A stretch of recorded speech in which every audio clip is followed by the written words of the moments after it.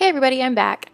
I know it's been a couple weeks since I posted my last video, but I've been super busy here in Florianópolis, Brazil, starting my classes, making new friends, going on cool adventures, and unfortunately suffering from some health complications, mainly regarding kidney stones. Not fun if you've ever had them, and if so, I'm so sorry because they're the worst. So the stuff covered in this video mainly covers my first month, or the month of February, here doing my study abroad program. So this month actually was just made up of intensive Portuguese courses. So I went to class 4 days a week for 4 hours a day, or 6 hours a day, I think 6 hours a day, 4 hours a day, basically a lot of hours a day. But overall it was super fun. I made lots of new friends and got to spend some time exploring the island, as well as connecting with my host mom for the month before I moved into my new apartment where I am currently staying now, which hopefully you guys will get to see that in a later video. Once I landed in Floripa, I was picked up at the airport by Rodrigo, who was our program coordinator from Unisul, my university here. This footage right here is actually from the top floor of my university, where the International Center is. So you can go out on this cool little balcony thing, see all the way around the school. You can see the ocean, the mountains, all of the downtown Floripa area, known as Centro, which is also where my apartment was for this month, where I stayed with my host mom. When I wasn't busy with my Portuguese classes, I was exploring the island, especially the downtown area.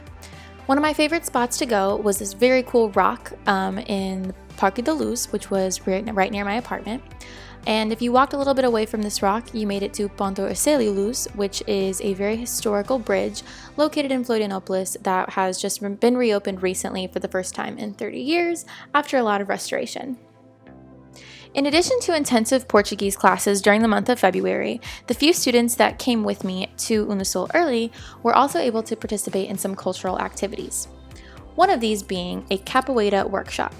If you're not familiar with capoeira, it's a fighting style mixed with dance and an element of play as well, and it's a lot more physically demanding than it looks and you would expect. I was actually sore for a few days after doing this activity, which lasted a little more than an hour, but it was super fun, and as you can see, my form is impeccable, so watch for me on the streets playing capoeira.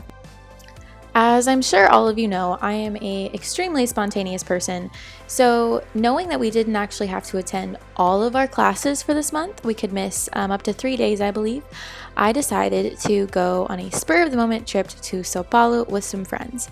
And when I say spur of the moment, I mean they said, "Hey Claire, come to Sao Paulo for 4 days." And 2 hours later, I was on a bus riding 11 hours through the night with my friends Caio and Beto.